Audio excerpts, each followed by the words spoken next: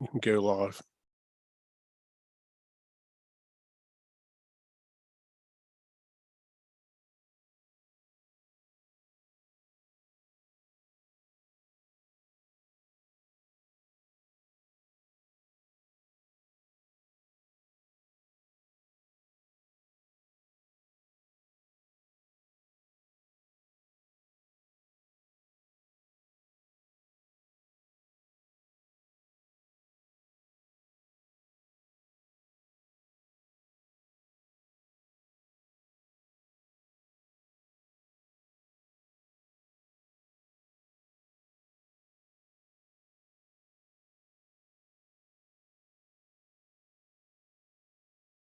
Just one, Chair, and item 9. I'm the portfolio holder at the County Council for Integrated Care Systems, Safeguarding and Public Health. It's a non-pecuniary interest. So if we've got any questions, we can ask you. We can try. Okay. Right. Minutes of previous meetings. Anybody got anything to say them or no? Agreed? Agreed. Right. Update from Cabinet. That going to be you, Steve? It would be, but I've got nothing to say. I've got nowhere. I went through the minutes. There was nothing to add to the minutes. Russell. Okay.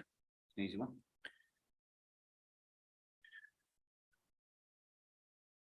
I was panicking because I've got to be on my way work at 9 o'clock, but it looks like I'll be there at 8.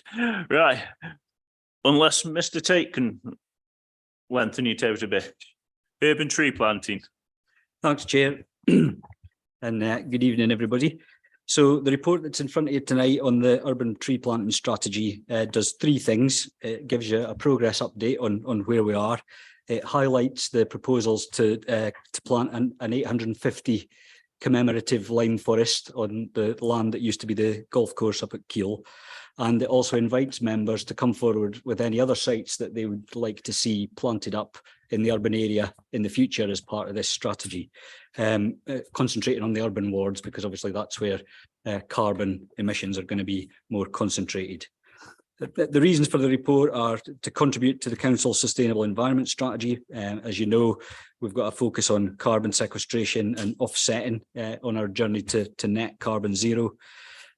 Trees remove and sequestrate carbon from the atmosphere, hence the proposal to run with the urban tree planting strategy for the next few years. And also to manage our tree stock appropriately and making sure we have the right tree in the right place. The strategy will also contribute to the Council's nature recovery plan. I'll come on to that in a little while. And we're also enabling opportunities for the community to contribute to tree planting if they would like to, by setting up a donation scheme.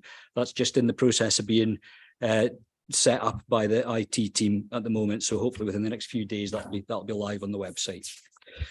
So just a little recap. The Council adopted the Sustainable Environment Strategy back in December 2020. And the tree planting side of things is an offsetting theme. So it's important to understand that there are many other actions in the strategy that will look to reduce the Council's carbon footprint. And once we've done all of those, if there's any residual carbon left, then we can look to offset that by tree planting. So there's an important distinction there between carbon reduction in some of the other actions that we'll take, and then offsetting the residual carbon once we've done all those. So with that in mind, the Cabinet approved the urban tree planting strategy in July 2021. And then in November 2021, the Council adopted a nature recovery plan in full council. Now that is that's under preparation at the moment through partners, the County Council and Staffordshire Wildlife Trust. So the first step to that is a nature recovery strategy, which will cover the county and the borough. And then when that's done, and that's planned for later this year, around about sort of October, November time, after which we'll develop a borough nature recovery action plan, and tree planting like this will be part of that action, because that will provide habitat for wildlife and so on, and help us recover our natural assets. So Progress so far over the last 2 years, sorry, the council's delivered the first 3 phases of the urban tree planting strategy, planting 265 trees over 8 sites, and we're now into phase 4, which will deliver, as we move into the spring. So this month and next month, we'll be doing those. Alongside that, there have been other linked initiatives, the Plant a Tree for the Jubilee scheme, where we worked with 17 of the local primary schools, and there were 1,176 trees planted by the schools, mainly on their grounds, but sometimes in other parks and open spaces as well. And then we've got which some of you might have seen on the website, the tree totalizer again, where we've invited the community, if they're going to plant trees in their gardens or allotments or open spaces, let us know where they are. We can drop a pin into the map of the borough and keep a running total. And we've now planted, or the community has now planted, over 9,400 trees as part of that. So, some really good progress there. So, as I said, moving into phase 4, the phase that we're currently in at the moment, and we sort of split that into 3 segments, if you like. The first one, just before Christmas, there were 4 quite small local sites that we consulted the community on and planted up. They were Clough Park, Kennet Close, Morton Parade and St Edmunds Avenue. I mentioned the Lyme Forest up at Keele. So again, the consultation has been completed on that. Good support from the local community for that one. And we're hoping to launch that. The contract's been let. We're hoping to launch that in the next week or so by having a community planting event where some of the people who have and businesses who have sponsored the 850 celebrations all join in and participate in planting the first few trees. So that's going to consist of 850 lime trees, but an additional there's about another 1,000 other native broadleaf tree species, which will create the forest for the future there. And then the remainder of the phase 4 sites will be planted, as I say, this month and next. Will come on. There's a table over the page which we'll look at then, which will complete phase 4. And as I mentioned earlier, this tree planting strategy continues the principle of the right tree in the right place, involving and engaging the community in managing trees and planting trees, and reflecting the sort of long-term nature of tree planting, where we plant little trees, whips now. It's going to be 20 or 30 years before they mature into woodlands and forests for us to enjoy, and where they sort of reach their maximum carbon absorption ability. So it's a planning ahead issue for the future. So over the page, you've got a table there that shows the phases that we've done so far. There's 21 sites in total, 13 sites in phase 4, totaling around 22.12 hectares overall.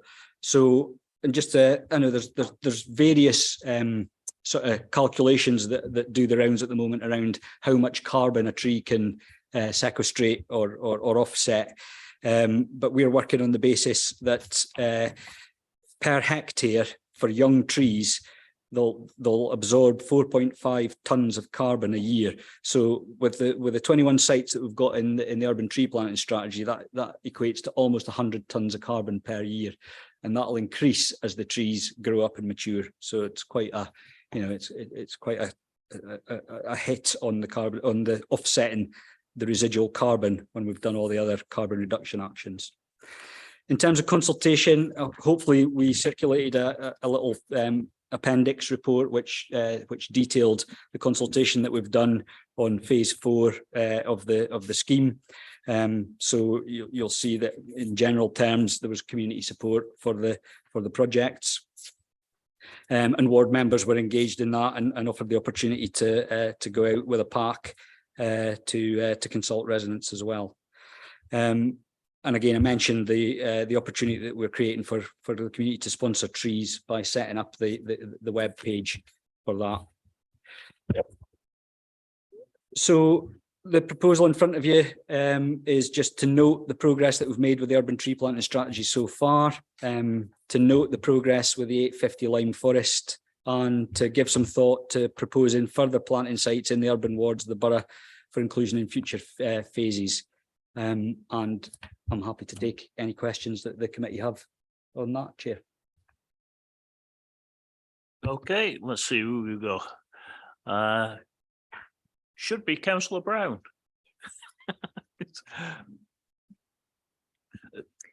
Thank you for the report, Roger. I'm interested on page 15, planting on the former Keel Golf Course.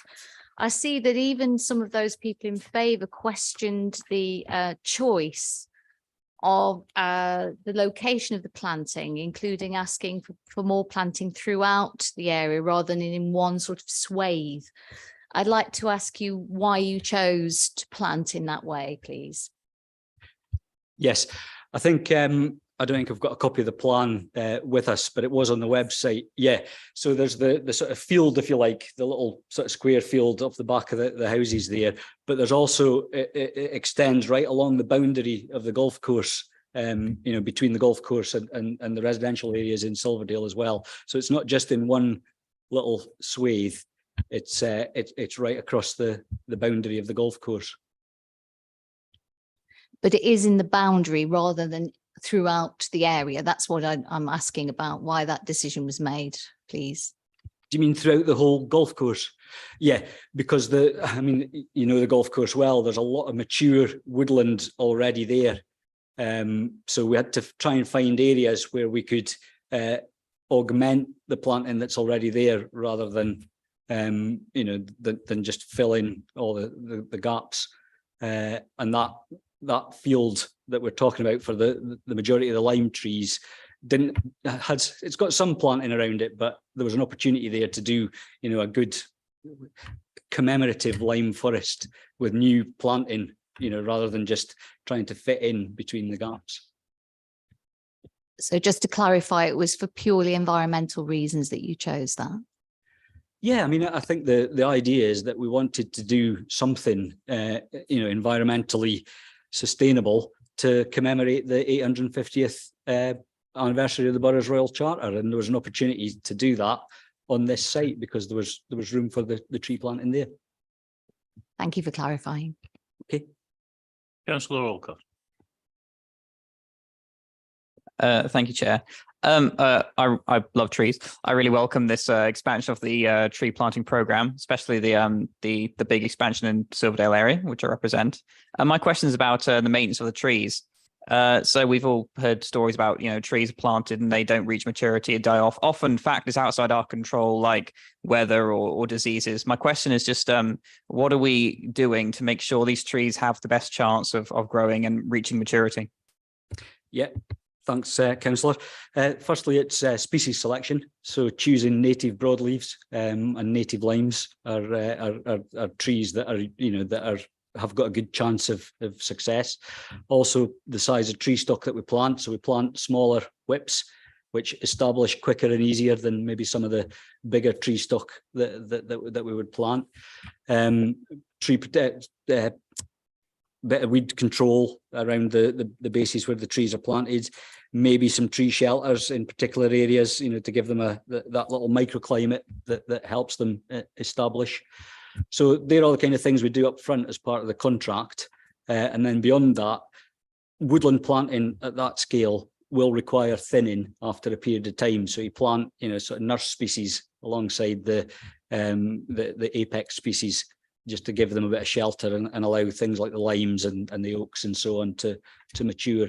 So again, there'll be a programme of thinning those out at particular periods as they start to grow and develop. Thank you. And will the community be invited to help with the planting and maintenance of these trees also? Yes, if they're interested in the maintenance, that's fine. Certainly the planting, as we do the planting for all the different sites in the proposals for this season. If the community are interested, they're more than welcome to come along. They've been involved in the previous phases up till now. So by all means, if you know of a group or individuals who want to get involved, let us know and we can arrange that. All right, thank you. You're welcome. Okay, Councillor Diamond, and then hopefully it's Councillor Rees. Rees, and sorry, Councillor Adcock, I called you Alcock and never. I don't even read my own writing. Okay, Councillor Diamond. Thank you, Chair. I'd just like to say thank you for the trees we got in Clough Park. Very well received. Looking by that, we have received 44 responses, and a lot actually want a lot more. Bees. We've got a beekeeper in the room, just passed his exams or whatever he does to get them. And I really think they have been very well received. We lost 3 because obviously there's always going to be some little darlings. So I've been told they will be replaced. And I planted 4 fruit trees in my garden yesterday. So thank you very much. Add them to the totalizer. Thank you. Hi, thanks for report. And it's a really, really good initiative. It's just a question again about I suppose about the longer term maintenance, really, particularly those trees that may line pathways on the road. Is it envisaged that it'll be the borough's responsibility to maintain those trees? Because we've got issues with fully grown pine trees now that are getting no maintenance whatsoever by the county, which is creating a problem. Yeah, I mean, obviously the strategy is using Borough Council owned land, you know, to plant the trees. So we will be responsible for maintaining them. But what we're trying to do, we've got the sort of legacy of trees that were planted in various streets and other areas, you know, and that are now mature and even over mature in some cases, which can cause, you know, the types of issues that you're talking about. So what we want to try and do as part of this strategy is plant the right trees in the right places. Where they are near to roads and footpaths, you know, as they mature, they'll need to be inspected. We've got a tree management system for the council's tree stock that sort of maps out where those trees are, and particularly where they're close to roads, footpaths, buildings, targets. They get a more frequent inspection regime than trees that are in the middle of a woodland somewhere, you know, where nobody's gonna go. So yes, the quick answer to your question is yes, we will be responsible for maintaining them, and we've got a system in place, you know, to maintain well, we try and design new plantings to avoid issues in the future, but we've got a system in place to maintain and inspect the trees as well. Okay. Anyone else? Oh, sorry, Steve.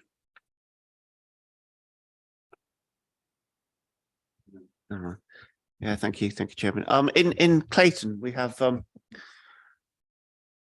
obviously the jewel in Newcastle's crown, sometimes called the Lyme Valley, and there's a slope there which the council planted probably about 25 years ago, and there's another patch in the middle of the Lyme Valley which was planted about 10 years ago, something like that.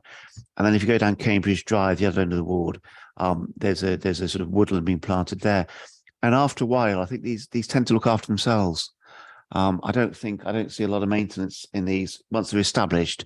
They just get on with it, and it's like a nature reserve in the middle of Newcastle. I can't commend the officers enough for it. I say initially you got to watch it, haven't you? But once it's in and it's established, the way it goes, it just looks great. Thank you. That was all, Chairman. Everybody. Councillor Richards, yeah. Yeah. You know, we planted some road.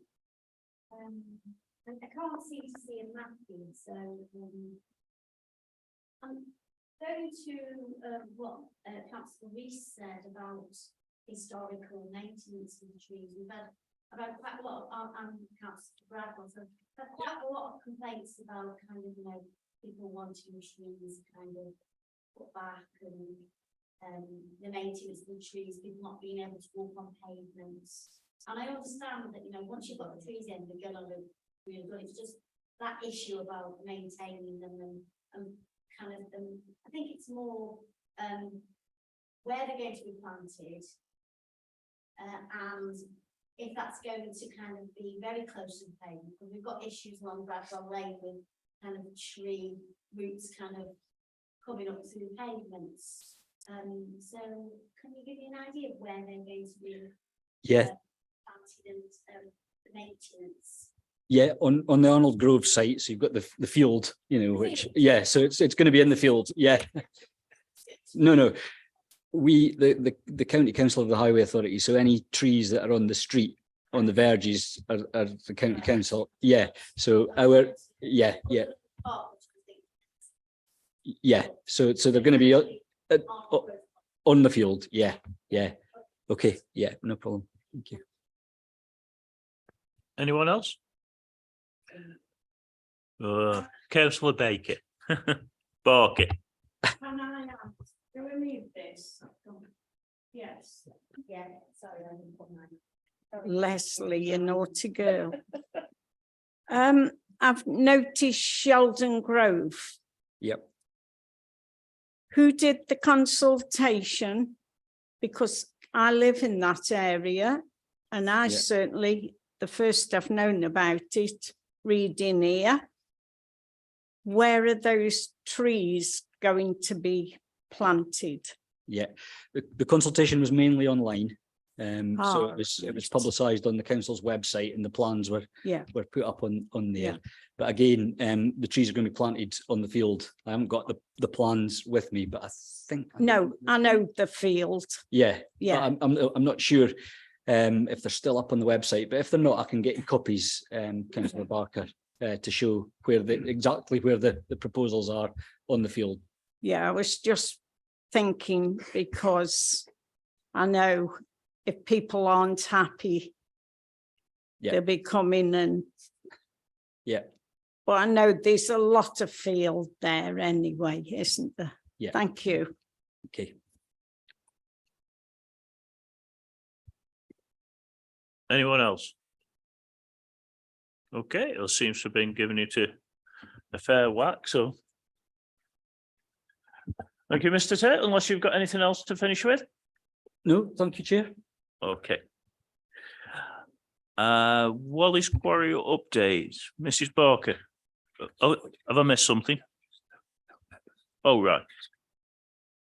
Yeah, the chief fire officer is unable to attend this meeting, so he will be coming to a next, or maybe not the next, but a future meeting. Yeah. So Walleys Quarry update, please. Thank you, Chair. So the report before you this evening is the report that provides the update to Cabinet on a monthly basis in relation to the current odour issues at Walleys Quarry. So I think, as you'll most probably be aware, in terms of our legal powers, we established there was a statutory nuisance from odour created, served an abatement notice, and that was appealed. Obviously, we went through quite a lengthy appeal process, which resulted in a settlement agreement in October. Alongside that, the abatement notice was actually ratified, so it remains in place, and that had a period of 5 months for them to comply with the requirements of it.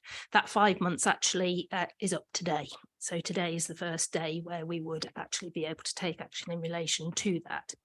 Alongside that was the settlement agreement. So this report updates you in terms of a number of the elements in relation to that settlement agreement. So there's quite a bit of progress that's been made over the last 5 or 6 months. So Walleys have published all their plans on their website in terms of its operational plans. So everybody can now see those, they can understand, and they can have access to that information. Walleys are updating in terms of any operational changes. So they are using their website to advise and inform of any potential issues that may arise in terms of odour, or where they're actually identifying odour issues and reacting to it. We've developed a number of key performance indicators which are attached in the appendices to this report, and I'm happy to go through those in any detail for you. I think one of the other things that we were trying to do was also improve public engagement. So Walleys have to have the Walleys Quarry Liaison Committee. That's something that's required through the County Council Planning Permission that Walleys have to operate. The last one of those meetings was held and it was recorded, so it is available, and links to that have been provided on both the Walleys Quarry and the Newcastle Borough Council's website. The next meeting is also planned for March. So the other area is about Walleys engaging with the council in terms of amendments to their plans. They have a permit to operate, and that includes having a number of different plans to manage different aspects of the landfill site. So they've recently consulted with us on arrangements for their landfill gas management plan. And that's one of the key documents in relation to controlling the gas and controlling the emissions from the site. And then I think in terms, though, that's all the areas that are included within this report. There's one other area that we had agreed to do through that settlement agreement, which was undertake some site visits. So that's actually planned for later this week. So we are actually going to visit the site so that we can see for ourselves. So I think moving through the report, what I wanted to do was just go through the data that we have available. And I think we've highlighted on the last 3 months, and I'll try and give you an update for the current situation as well. So in terms of complaints, I think you can see from the table in section 3.1 that complaint numbers to Newcastle have declined. They've declined quite significantly. You'll see as we go through, they do fluctuate slightly. And in particular, you may note that at the end of January, the last 2 weeks, there's a slight elevation. And I'll come on to that slightly later.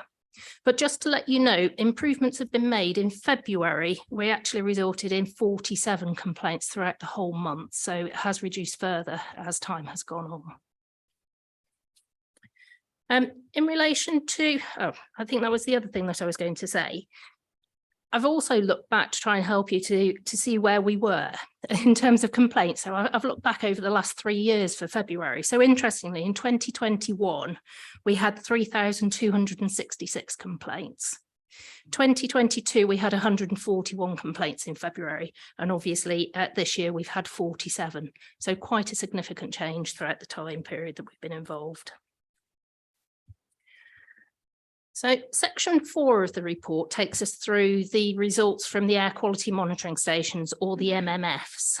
So you can see from the data that these record the percentage exceedance of the WHO annoyance level, which is set for hydrogen sulfide at 7 micrograms per cubic metre over a 30-minute average. So in essence, that's a level that should be detectable to most people for a period of 30 minutes. And you can see there the levels fluctuate. There's quite a lot of zeros, in particular further away from the site. All the weeks record 0 at the fire station. And you can also see at MMF 9, that's the area where they do tend to get the higher levels. You'll see that equally the last 2 weeks in January, which is where I said about, they're equally quite, or they are elevated, in particular for MMF 9. Just to let you know, for February, about 75% of the results are 0. So again, it's showing that a continual improvement as we move on. So I've tried to highlight those weeks in January, and I've done that because there were 2 occasions or 2 things that happened. So in January, there was a particularly cold period, and also there were some issues on site. The MMFs in the morning of the 21st of January showed some elevated levels of hydrogen sulfide. At the same time, Walleys Quarry also, or their gas management contractor, which is CLP Environmental, also identified some issues on site where there was an increased level of suction. So that's the amount of draw on the landfill site to the gas utilisation plant. So they made some adjustments to the gas field to reduce that suction, and also dealt with the ice build-up on a singular compound of the gas system. We also had some peaking complaints on the 24th.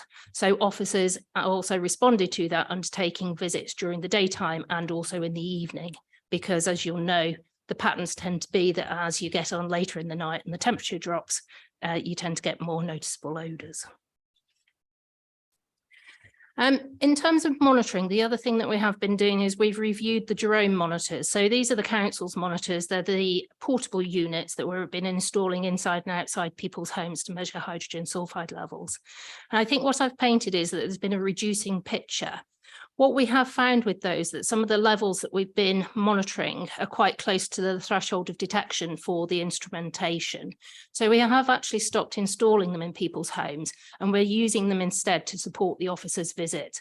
We'll obviously review that, and if odour levels go up or there's an increase in concentration, then we can start that work again. But at this moment, they're not really showing us any significant results for us to be able to act on. Section 5 takes you through the weekly updates provided by the Environment Agency. There's quite a lot of information there. But in summary, I think they're saying two things: that the gas extraction rates are remaining quite constant, and the hydrogen sulfide concentrations within that gas is also relatively constant. It does alter very slightly week on week. And the conclusion is that the results are within the normal fluctuations for the landfill site. So the next section covers the key performance data. I won't go through this line by line because a lot of it I have briefly covered, but I'm happy to answer any questions. Hopefully what we're trying to do by that is to show the trend of where things are going, highlight any particular actions or updates that we do particularly have. And I think really in terms of my update, that covers all the areas of work that we've done in February. I've tried to update it to include February's data so that you're up to date as far as possible, but I'm happy to take any comments, Chair. Any questions? Work on the front row first. Councillor Adcock. Thank you, Chair. Really, I just want to thank you for the report. I thought that was really detailed, and it's great to see all these figures in front of us with the charts showing the relationship between the complaints and the monitoring data. Of course, we welcome that on year, the complaints are down, and I think we're doing what we can as council to keep monitoring this. Really, my comment is just the Environment Agency. I hope that we eventually get these investigations, which have been going on for, I think, over a year, a conclusion to this, because I think someone needs to be held accountable for what happened and how things were allowed to get as bad as they were. But I welcome all that we're doing on this council to keep monitoring this. I think it's up to the Environment Agency to provide a few more answers on this and what happened historically to get to this situation we're in now. Thank you.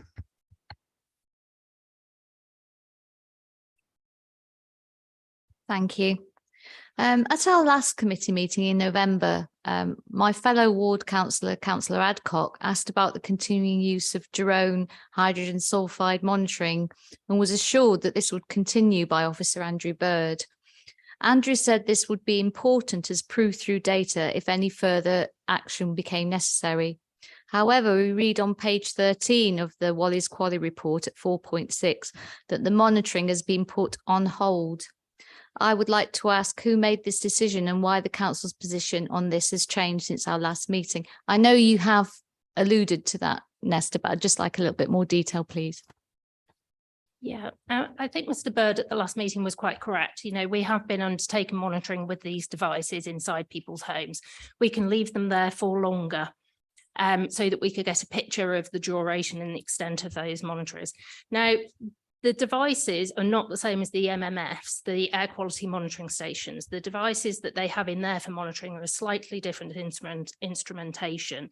The drones are more portable devices, so their threshold of detection is not as low as some of the MMF devices. And what we've been finding over the last couple of months is what we're monitoring is around that threshold. So it's around two things: the threshold of detection for the instrumentation, and it's also only around the threshold of detection for the average person as well. So it was decided, I mean, it takes an awful lot of resource to install those, collect all the data, interpret the data. When the data isn't showing significant levels, it was felt that actually it wasn't giving us any additional data or evidence should we need to progress anything. So the decision was made to remove those. They can be reinstalled in people's homes if people have a particular problem or we need to verify something that could happen. But day to day, it wasn't assisting us with obtaining any data in relation to the odour complaints or any breaches that we may be looking at in terms of stat nuisance. What we felt was that our officers are going out doing complaints. It would be more useful that they took them with them. So when they're sniffing, you can actually see an objective level rather than somebody saying, I can smell it, this is what I'm detecting. You can say, I can smell it in the instruments reading a level of this. So that's how we've been using them in the intervening period. And it can be reviewed at any time. Thank you. Councillor Morfitt. Thank you, Chair, and thank you for the report. I'd just like to echo Councillor Adcock's comments that it's great that it seems to be going in the right direction. So well done to all the officers and taking the nuisance out against Walleys Quarry. I think that we should not forget how terrible this has been for the community, and it still isn't great. I returned to Newcastle, driving up through Clayton to come into the town to go home, and it still does stink. And it's a real shame, because Newcastle is a beautiful town, it's a beautiful borough, and this really has had an adverse effect on us. So let's hope that in our 850th year we can bring it down, so that when people come in, we can smell the beautiful Britain in bloom planting that's going to go on, and benefit from all the trees that are being planted. So thanks for your continued work on this, but let's not forget how bad it has been, and also the lessons that still need to be learned. Thank you.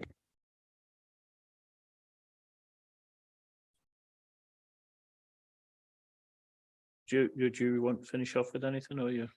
No.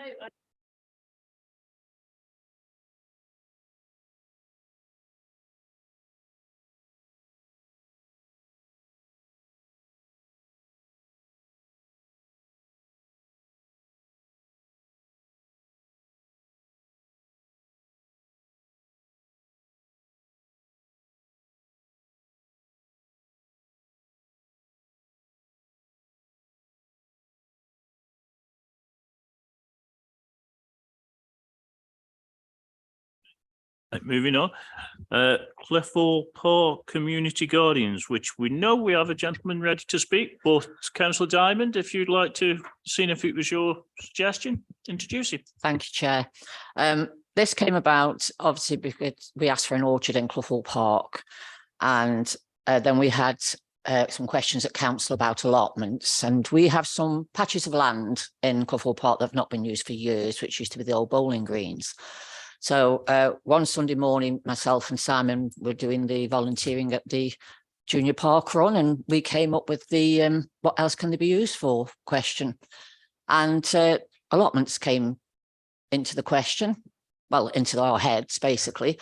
And Simon has gone a good way to bring in this presentation tonight. We're hoping it's going to work. A few IT problems at the beginning, but we feel that these spaces in our parks could be put to good use for the community. So I'd like to hand over to Simon and let him do his presentation for you. Thank you.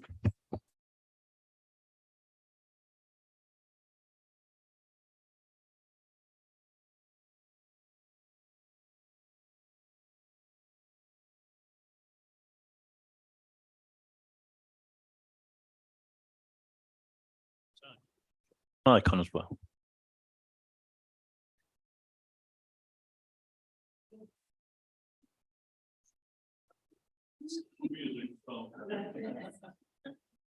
I asked the IT guy to move the windows on the right, but he hasn't, so we'll have to put up with those.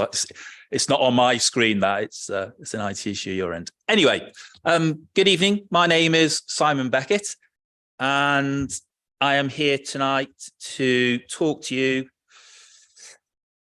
about, if the IT works, asking you for permission to allow Sylvia and I and whoever else I can rope in to do that. As I say, I'm going to spend about 5 to 10 minutes going through a presentation I've put together. It's a little slide heavy, so I apologise for that, but there's lots of pictures in there and lots of information. So just a little bit about me. I've lived in Kisgrove for 8 years. I'm an RAF officer, and I've been one of those for 24 years. I'm born and bred in Stoke, so I know the area pretty well. I've been a councillor before as well down south, and I've actually got some expertise of setting up allotments from scratch. So this will be the second project that I've done. What I'm going to spend my time talking about is those things there. If you wouldn't mind holding your questions to the end so we can get through the presentation. So, background. I'm just going to talk you through those things there, actually, where it is, a little bit about the history of it, the users of the park at the moment, and some of the issues that the community is facing. So I'm not sure how many of you are familiar with Kisgrove. that is north orientated. Council offices are up here. You've got the King's Church School here, and this is the park in question. And the area that I'm referring to down here is highlighted by those two arrows there.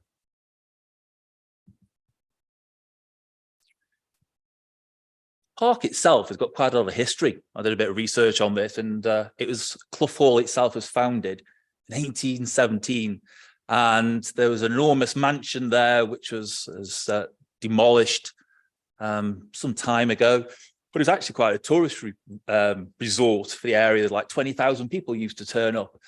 Over the years, obviously, that's died away, and in around 1960, the park in its current format was established. Since probably a turn of the decade, but more importantly, sort of recently, last 10 years or so, it's deteriorated significantly. I'll go on in a moment to show you some of the pictures of the state that the park is in.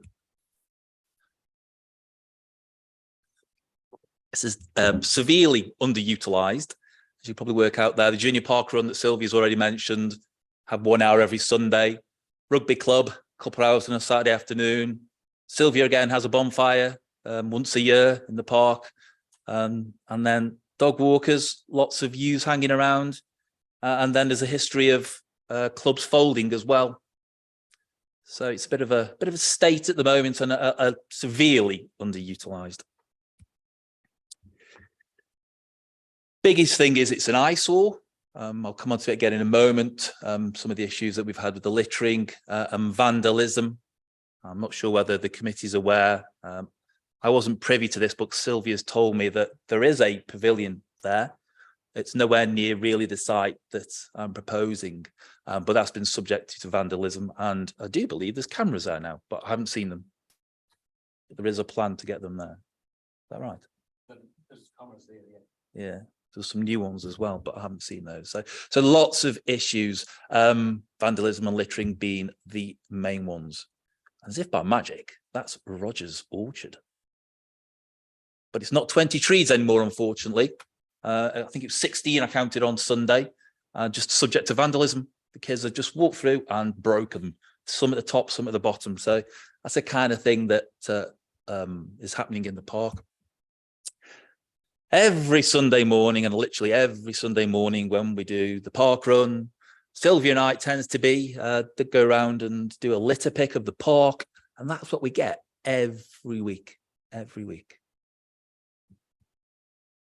So you've seen some of the issues that exist around the park, and as I say, Sylvia and I want to convert it into, or the bowling greens that aren't used anymore, into allotments in 2 phases, which I'll mention again in a moment.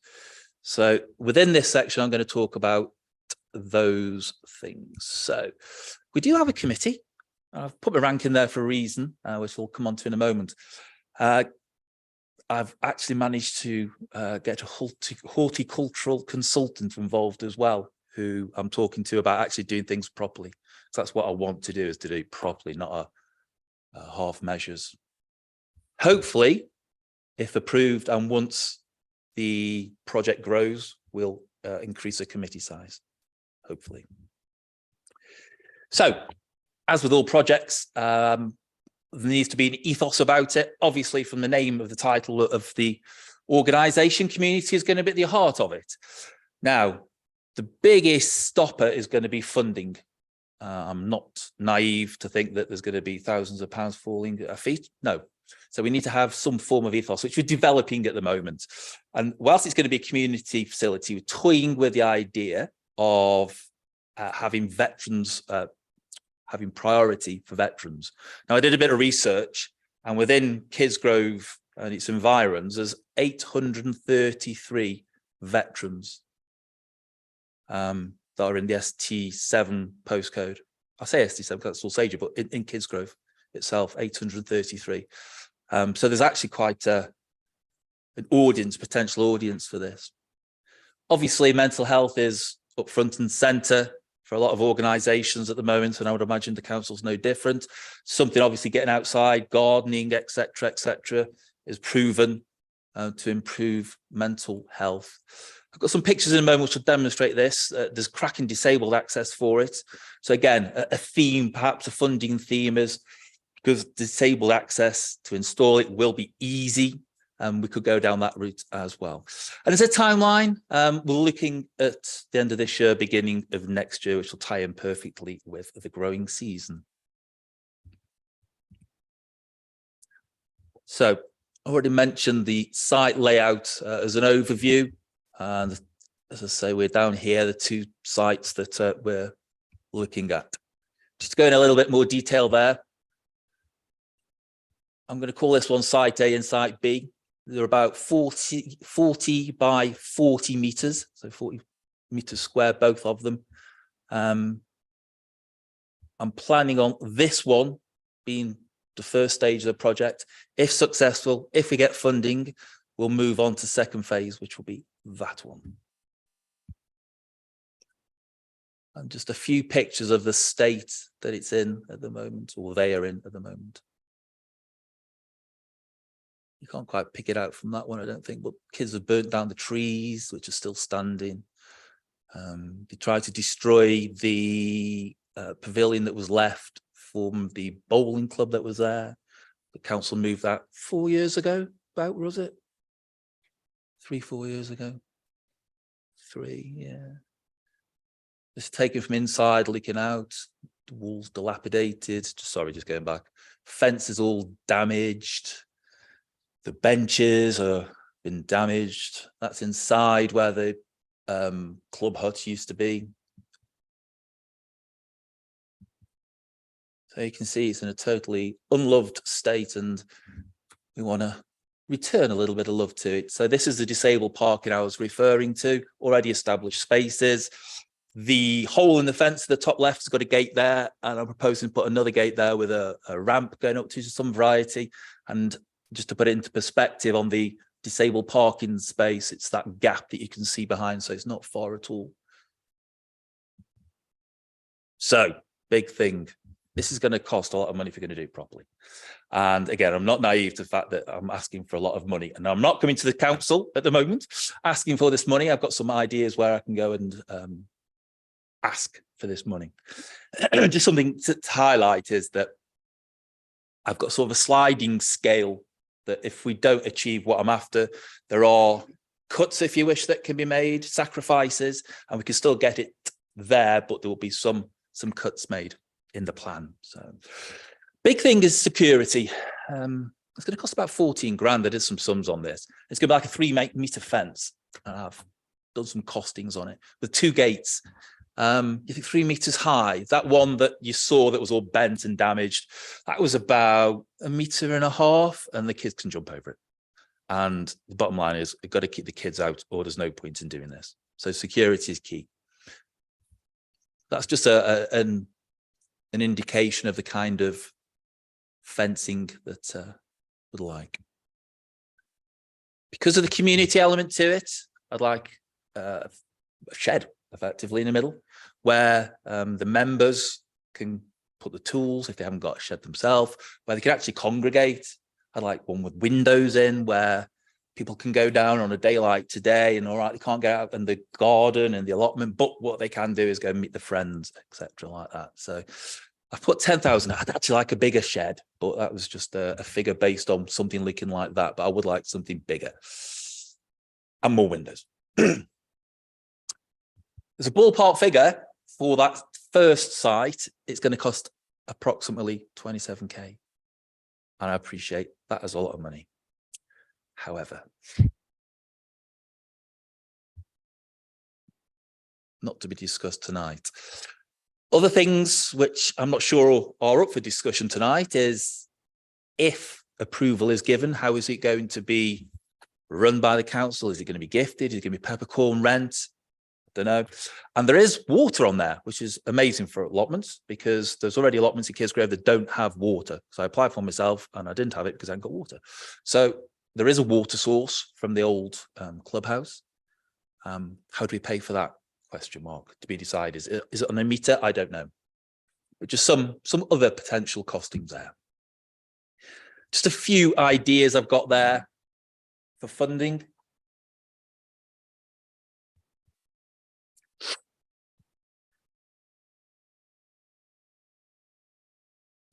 So what's it all about? Getting people out there, getting them doing stuff. What are the benefits of this project?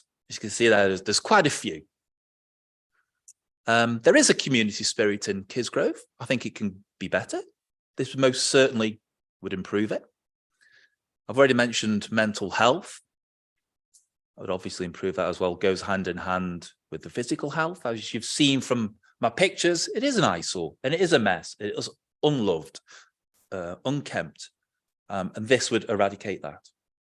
It creates a sense of ownership, which then would tie in with improved security. You think, improved security, how's that going to work? Yeah, you got some fences up. Well, actually, people go there. You tend to find your gardeners go there early in the morning, late at night, where there's no actual other people there. You might get the odd dog walker. The users the users I put on that slide, the main ones, most certainly aren't there at those times.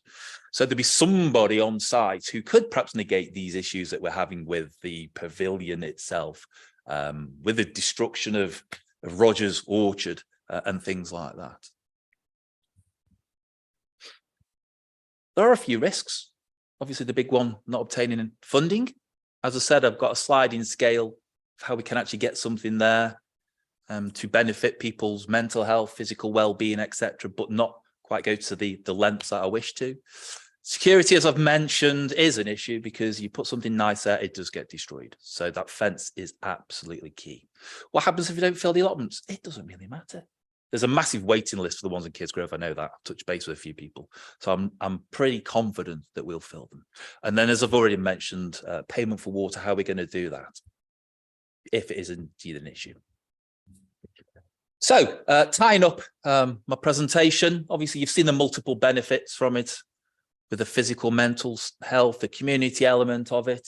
There is a bit of a risk with the price that, or the amount that I've estimated that we need. And there's a little bit of risk there with the security, but I think I can get around that. So that is the end of my presentation. Are there any questions? Other than that, that was a very good presentation, and I'm glad to see that you've done your funding already. You're not going in this blind. Obviously, from your background, you've got a bit more knowledge of how to do things. So I'm very impressed with that. Thank you. Support Staffordshire, you didn't have on your places to get funding. Okay. Thank you. Look Support at that. Staffordshire, right? I also forgot about the lottery that I thought about this morning as well. So Yeah. past the sign. Like, oh. Yeah. So yeah, Support Staffordshire. Thank you. Then there's also, if you're on Facebook, they do their crowdfunding, I think it is, or crowdfunding. Yeah. Okay. As you probably tell, I get the words mixed up. Yeah. So there's that. I'm very impressed. I just wrote it down here. Okay, question mark, first phase, how much funding? But you've already answered that. So yeah, I'm quite impressed with your presentation. You seem to have it all covered. Yes, you won't have any problems filling allotments. We've got allotments in my area. Unfortunately, you have hit the nail on the head with the possible vandalism, which we had a bad spate of. Sheds that they decided burn beautifully. So, you have looked into that. So, yeah, hats off to you. Any other councillors have got any questions? Go from the front row first. Sorry, I'm very big into funding. Okay. I'll tell you what, Lillian, we'll let you go first. Thank you. That's very kind of you, Chair. You put on there businesses. Yeah. You've got quite a lot of businesses in Kisgrove. What support you should get from them. I always, if I'm after money, nowhere near that's what you're after, but I always, a very nice email or a visit, and a little, put the names on a little, like we did when I got funding of the businesses for a defibrillator. You could have one of those on site as well, and you can promote the businesses. I'd certainly tap into your businesses. I've tried to create a corporate image already from the outset and try to be Yeah. professional, like email addresses. Yeah, So hopefully when I can go and, because that is my plan, is to go and knock on people's doors and go and do exactly what you've suggested, is but to I go and would. be professional rather than just some bloke asking for £5,000 or something. So no, I With that mean, if you proposition, explain what you're yeah. trying to do, fingers crossed, or, you know, Mhm. I won't give you all my secrets, but I'm going to come and tap you up. if I No was shame. there, I certainly would go into your this. You've got a lot round there, haven't you? And Sylvia's got fingers in most of the pies. Yeah, Already, so so. Sylvia could, yeah. Yeah, but good luck anyway. Thank you. It's a really good Thank you. project and it's a community project. Mm-hmm. I'm very much into community, so all the best. Thank you. Just when you're not speaking, just turn your mic off, otherwise Yeah, it okay. stops. So, Councillor, no, did you want to, or was you okay? Yeah, go. No. Thank you, Chair, and thank you very much for the presentation. You've answered one of my questions, sort of, already, in terms of the demand side of things, which segues into my next question in terms of how you're going to ensure that you get the right people. This is aimed at the right people, and you're not getting the ones that perhaps, you know, outside the mental health and veterans. How are you going to manage that? And the third one is, So you mean people who aren't going to perhaps take it on and leave it halfway through or something like that? no, making sure that it gets to the right people in terms of your aims and objectives, like the veterans and the disabled, etc. There's a priority to say somebody who's maybe got a garden already at home, and it's sort of that screening process about who's going to be a suitable. I mean, I should imagine that'll perhaps go through a committee process, and you get an applicant that applies. Very simplistically, it's going to be people in the ST7 postcode, Kidsgrove, basically, but not going quite as far as Alsager. So drawing that boundary there. So that's going to be the first one. The RBL, Royal British Legion. We've had one in Kidsgrove for several years, but it's not really done anything. And I'm involved with that as a treasurer, but the committee, we're trying to take that from the floor to something, because it's not much at the moment. And so we're exploring the veterans demographic, if you wish. So that may tie in a little bit and tie in with that screening process. And lastly, thanks for that. Lastly, have you thought about maybe keeping some allotment space and exploring the option of contacting GPs who at the moment, as part of the green paper that's been passed down from government, are looking forward to what's called social prescribing. Okay. And you Not could heard of actually time limit those and get your referrals direct from your GPs, and that might be another source of funding for you, sponsorship. And crucially, that will get you those referrals if you had a separate allotments for those on a rolling basis. For example, if the social prescriber said, oh, 12 weeks doing this, then somebody else can have it afterwards, rather than a long-term commitment. Yeah, that's good. Thank you. I'd be happy to talk to you some more about that. That'd be great, that would. Yeah, thank you. This is something that's coming forward with GPs and community, rather than people having mental health and going to GPs. Sure. Proper ways of dealing with it as well. Yeah. One way of dealing with it anyway. Thank you. Councillor Cock and then Councillor Moffat.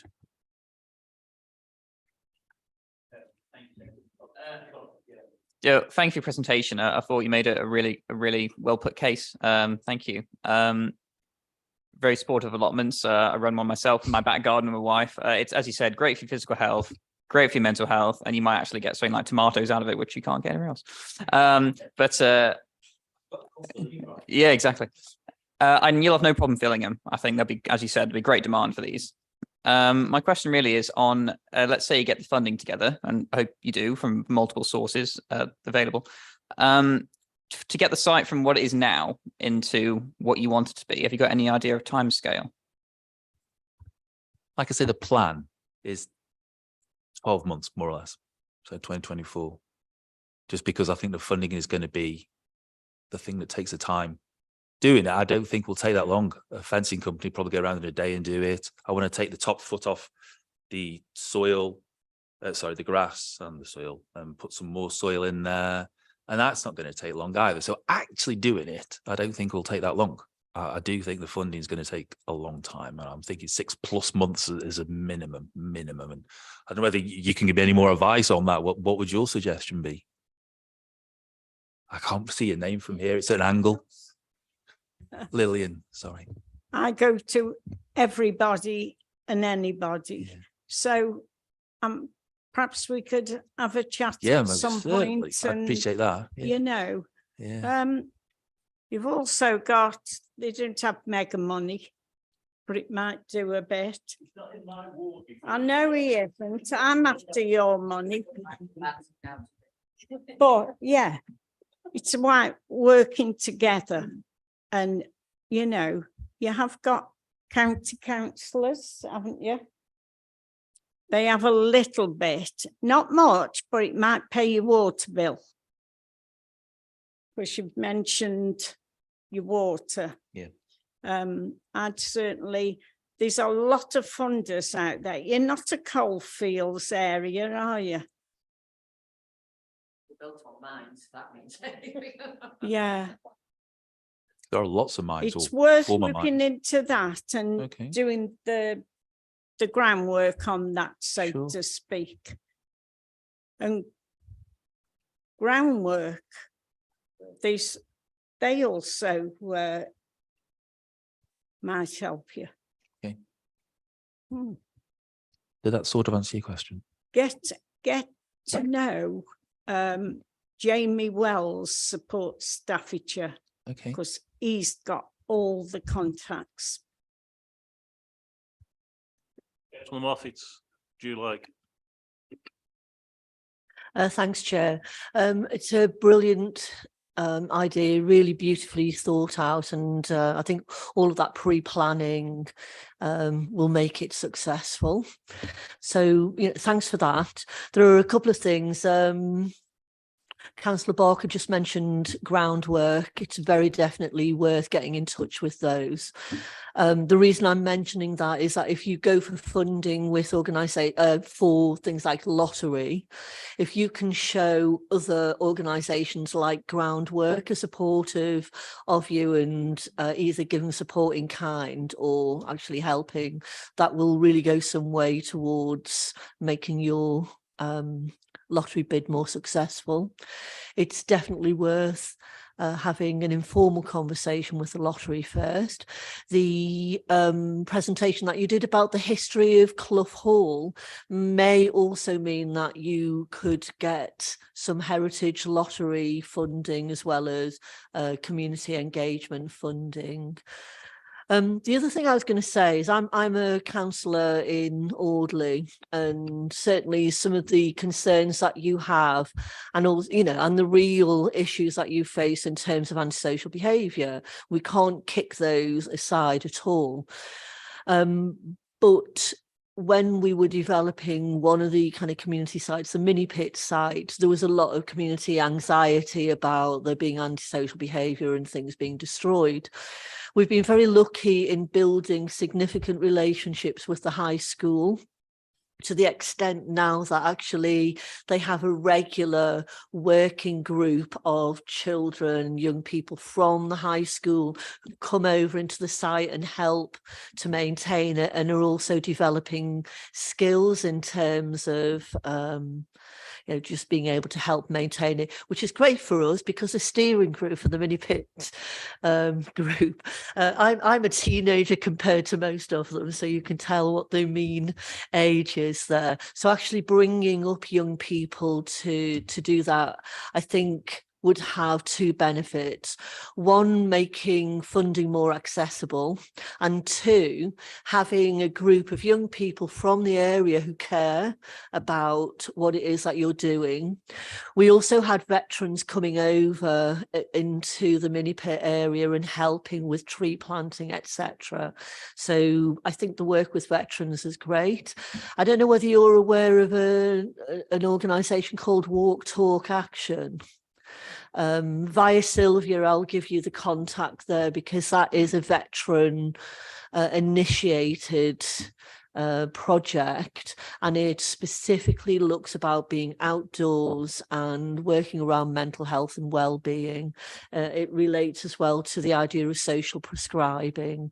So I think if you pull some of these ideas together, actually for me the £30,000 isn't a huge massive amount of money. Certainly there are councillors who do have some funds. I'm not suggesting you go to Councillor Wilkes because I know that he'll be prioritising his funds. But small amounts of money from many places means you've got lots of stakeholders who will really care about what happens there. It might also be worthwhile if you're looking at tackling the antisocial behaviour element. The Policing, Fire and Crime Commissioner at the moment has identified funding around antisocial behaviour. So it's not necessarily about building fences to keep them out, but looking at positive ways of engaging as well. But I think it's brilliant. It would be lovely to also connect you with other community allotments and see how they have managed to get the projects up and running. So Middleport have a community allotment over there by where the Middleport Pottery is. So again, through Councillor Diamond, if I give some connections out there, it just really helps to join some of those dots together and get you started. But brilliant, well done for all of that. Can I just add something about the youth element to it? That I was wary of having too many potential funding streams, if you wish, and I hadn't neglected the youth element, and it was going to be engaging with the school. You may have seen from one of the slides that there is a high school across the road. Is eventually, probably the second phase, is to engage more with them. So I wasn't going to run before I could walk because that's obviously quite dangerous. So it was there in the back of the mind for future.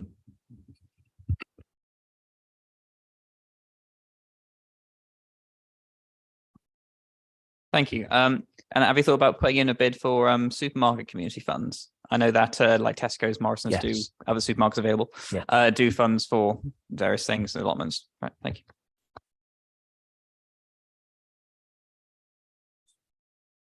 For Diamond? I'd just like to say thank you, Simon. That was really great. And thank you, everybody else that's giving input. I think it's one of the big things that I love is allotments, trees, everything like that. To me, it really does mean a lot. And I'd like to say thank you, everybody. Thank you. Mr. Adams. Thanks, Chair. So if I can just pick this up from a officer point of view and, maybe talk about next steps, really, which will be really good. First, just to say, great concept. Thank you very much. As members have said, I think this has been well thought out. I think you've been realistic to the risks involved. And that's clearly key in terms of expectations and how it's planned. Community management of council open spaces is a quite familiar concept to us. So, that's really good. And our officer teams have got a lot of experience working with community groups to try and develop and bring these sorts of visions to fruition. So I think we can, work well together to do that. And that's probably the next step, is to get our officer teams, in contact with yourself, Mr. Beckett, and the group that, hopefully are with you on this. And hopefully we can steer this, project to something that can come to fruition. So we've obviously got your contact details through your email address there, if that's your preferred method of contact. We'll have a chat. Roger and I will have a chat with our team and make initial contact and see how we can push it forward. Thank you. Have you got anything further you want to say? I mean, you can finish off. And just thank you for your time and listening. Hopefully we can make this work. And if anybody has any good ideas on how to get money, please email me. Thank you. Thank you very much. Right.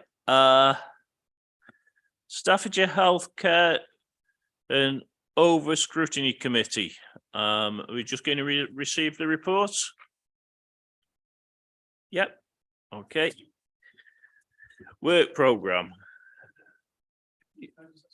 Yeah, feel free.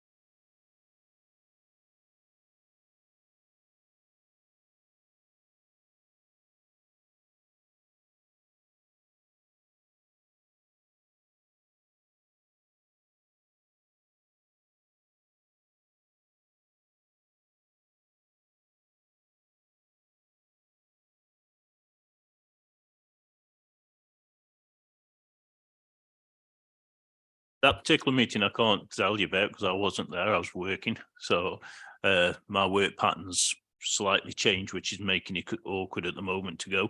But Councillor Norcup, can you give any light on the situation? Deal chair at the moment. That is unclear in terms of where the NHS are going locally at the moment. And as it unfolds with the Integrated Care Board, those plans hopefully will be brought to that to be then shared with the community. Chair, I'd just like to add the importance of receiving this this document is that one of the key issues is to help to develop golden threads of thinking in terms of healthcare in all policies. This is something that the county is keen to do and is offering the support from public health officers to advise councils depending on their wishes and what they want to do locally. But this is something from the green paper that Public Health have published, that we've got to take a responsibility for our community's health. And one of the ways that we can do that is at local level, and the district councils now are thinking about how they do that in their policies when they formulate their policies, that there is the healthcare component in that. For example, we're looking at the moment for the local plan of introducing an obesity-linked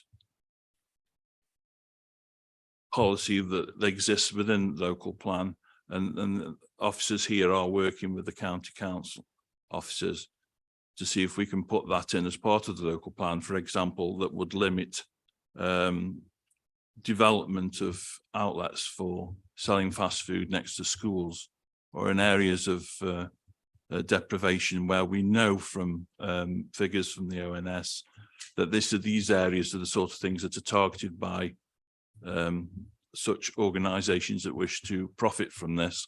And that's just one thing that I mentioned, but there's other things coming down the line that could be. But the main shift in change is to think more at district level that health should be integrated, just as climate change is integrated into policies at the council, that health should also have a component. And that's one of the things that came out of this the meeting, and hence Deborah Brereden's email to you and I earlier today, I think. Don't know if you've read that yet. And also to say that the Scrutiny Committee have met on the 30th of January, 13th of February, 30th of January, and they meet again on the 20th of March, which will consider the Integrated Care Board operating plan and how that equates to being working in progress rather than just philosophizing about it exactly. But in terms of the detail, Councillor, which you asked for, the healthcare, they've been slightly, I won't say evasive, but not quick at coming off the mark and advising us what they intend to do at the moment. So that's probably as best as I can put it. Hope that's that clears that up, Chair. Thank you. Yeah, I welcome the idea of the local planning, looking at outlets for takeaways and various others. It might actually help with some of the litter as well, especially with a certain one that we've got none in my ward or Sue's ward, but somebody very kindly comes off the A500 every morning with a package and drops it in the middle of the road, and by 8 o'clock it's spread all over the road. So yeah, Councillor Reid.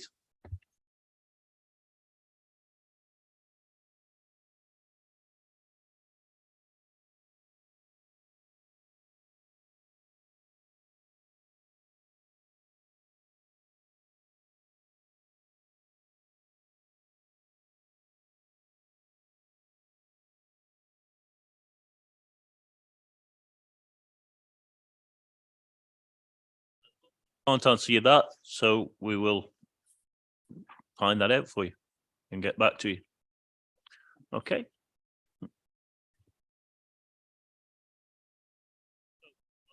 Program.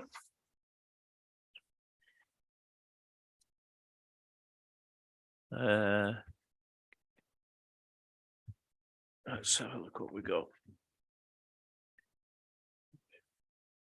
Oh, am I on the wrong page? Usually helps, doesn't it?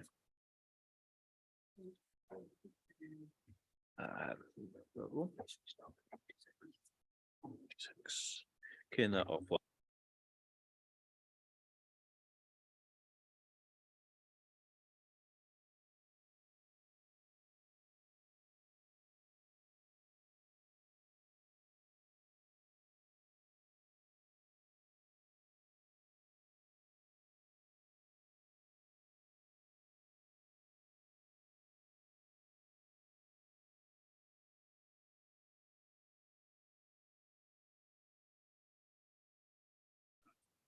At the moment, we've got cycle routes, sustainable environment strategy report, police commissioner's review. Remember, we did ask him to come back. Commander, sorry. Modular housing, definitely. Are we still okay for that, Sue? Okay. And again, Walleys Quarry update. So there's quite a few there. Councillor Diamond. Thank you, Chair. Can I just ask, can we look at to see if Newcastle Borough have signed the charter for the safer places for women and girls? I think Staffordshire County Council have. I'm just wondering if we have.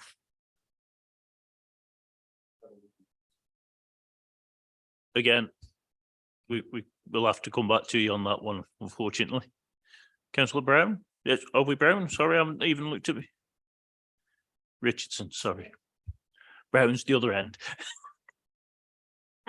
Well, I wanted to, I've been having a think about things that we can actually look at on the work programme, and I was thinking about maybe September rather than June, to give me a chance to kind of have a word with officers. And I wanted to go to the obesity and children's health and weight programme, and what I wanted to look at is how is the Borough Council kind of working to alleviate and develop programmes that reduce children's health and weight. Because I've had a look at the website and I've had a look at things that are going on at Jubilee too. And I know there was a space programme in the summer, and young people had reduced gym membership, didn't they? And I know there used to be a bigger programme, and I just wondered where that had gone in relation to, do we have community development officers that work with sport and leisure? And how are we going to develop that in the future? And what in terms of our responsibility in leisure and community? So it's the health and wellbeing kind of programme that perhaps we're delivering that I'm not aware of. I know there's lots of clubs and there's lots of links on the website, but I'm not aware of what else is going on. mine aren't teenagers anymore. So really, it's about how we're developing programmes within the leisure centres to help reduce childhood obesity. I don't like using the word obesity, to reduce children's weight and make them healthier. Yeah. Is that something we can put on and then we can, yeah. Well, sorry. Thanks, Chair. Absolutely, yes, that's as Councillor Richards has suggested, a chat between the officers mainly in our cultural and leisure team would just do an initial scoping with a view to bringing something back to either the September committee, depending on the other things on the work plan, but certainly within this municipal year. Thank you. Just September, because then obviously things will have gone on during the summer, and you know that gives you plenty of kind of opportunity to feedback to what we are developing. Obviously, other than the cycle routes. Thank you. Councillor Norcott, was that be related? Yes, it is, Chair. May I suggest, I mean, that some district councils have already made contact with public health at the county to consider how to include developing healthier communities in their work plans, specifically at district level over the next year and the year after. Linked into the councillors referred to health inequalities and thinking about health in all we do at local levels. And this is something that I know that our officers at the county are very up for in getting involved. So please take advantage of that. They'll offer advice. I mean, the key thing here is for all districts to do what they want to do. It's not a prescription of what they should do, but it's an options to what they can do. And that's what we're keen to open up and shape these plans. And to do that, we need to do it from a link in policies throughout the council, because otherwise, if it's not linked in the policies, then it doesn't have any teeth in terms of resisting or helping to shape things. It's no use just talking about it, but the fundamental policies that we need to develop around healthier communities particular is going to be rooted in the work plans. So if you're stuck, Chair, you're not sure about which way to go, then please, with officers, get in contact with the county. I know that they're waiting to help. And I've given some assurance that there's some funding to support that from my budget. So it's there, Chair. Councillor Reid. Yeah, just consider the work plan.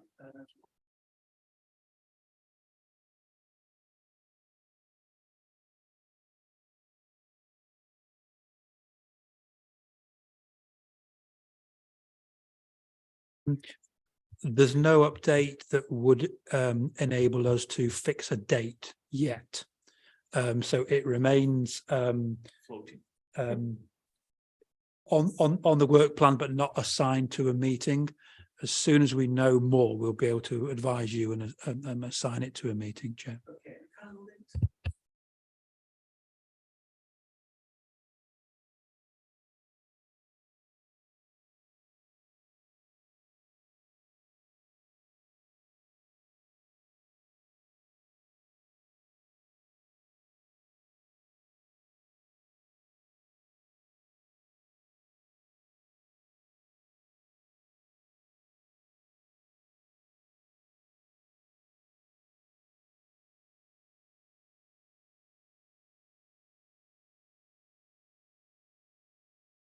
That.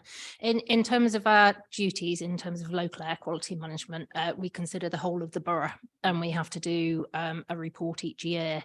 That does go to Public Protection Committee around the summertime to consider the previous year's work. So we don't do traffic counts in terms of that, but what we do is we measure the pollution which is a result of those vehicles. So we do something which is called an annual status report through the local air quality management regime. So it is something that is presented and does go annually to Licensing and Public Protection Committee, but obviously it could come to this one as well if that would be helpful.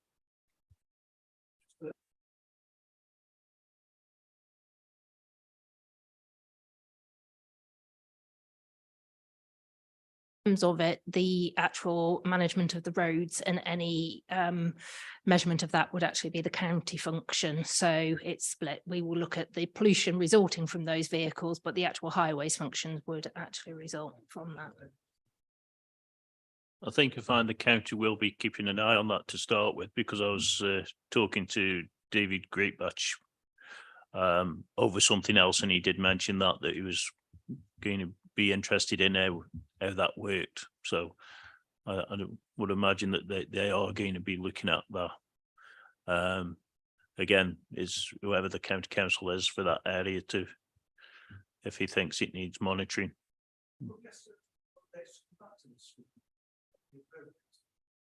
I don't know. Are we allowed to discuss roadways or that way? It's Well, we could certainly request it of the county council. Yeah.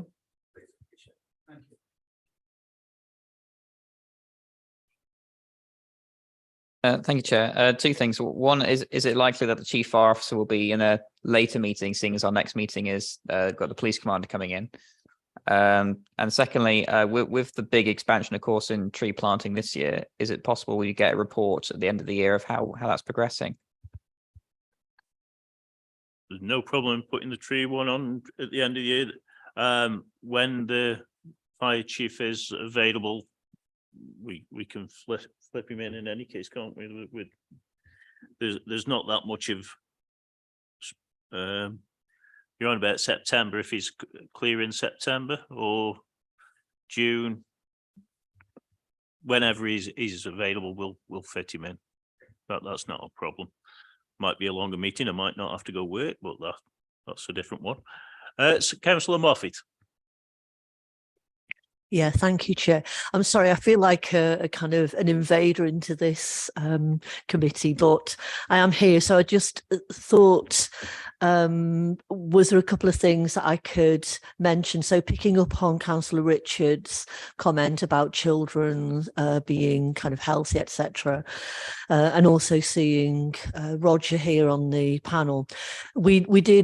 There used to be the I Love Parks scheme that the Borough Council was part of, which was a brilliant way of getting young people doing activities and playing in parks. So I was wondering whether there was any ambition again to now COVID has left us behind at last, that we could re-look at the I Love Parks scheme, which was a kind of a national scheme as well, about occupying spaces and making nice things happen, which is kind of active as well as enjoyable.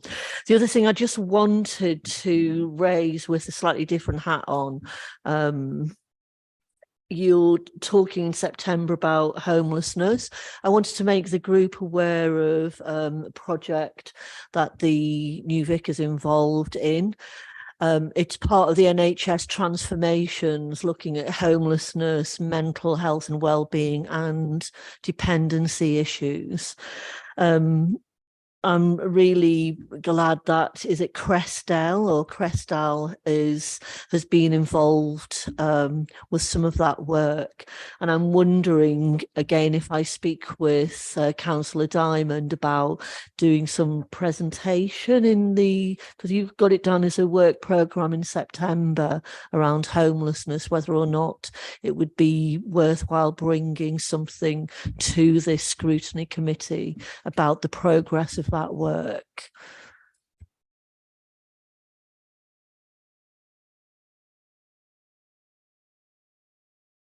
I think in terms of that, there's no reason why that element couldn't be included in and go alongside the wider homelessness projects and initiatives that have been introduced over the past year or two.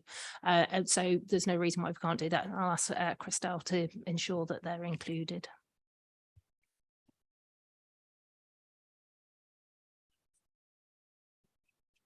Yes. Moffat. I think I'm not sure where we are in terms of the National Love Parks programme that used to run a few years back, but certainly if there's appetite in the community to run community-led and managed events in our parks, then I would ask them to get in touch with us and we can see what we can do to support that and help that.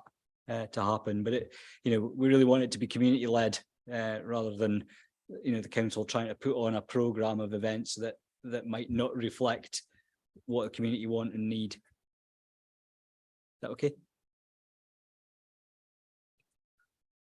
So if I can just come back, apparently it's the week of the 28th of July to the 6th of August, which is Love Parks Week. So it would be great to see something happening in all of our various parks across the borough then. And it is in the summer holiday, so that could be really good fun.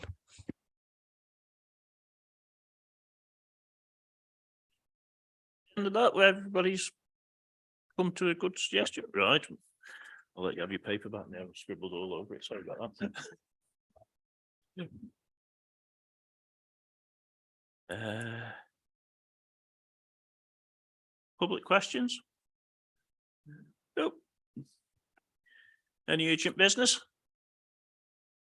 Nope. Date of next meeting?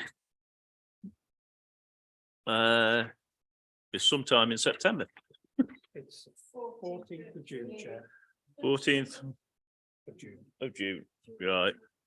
Yeah, not September, no, okay. Okay then. Thank you for coming and call the meeting closed. Thank you.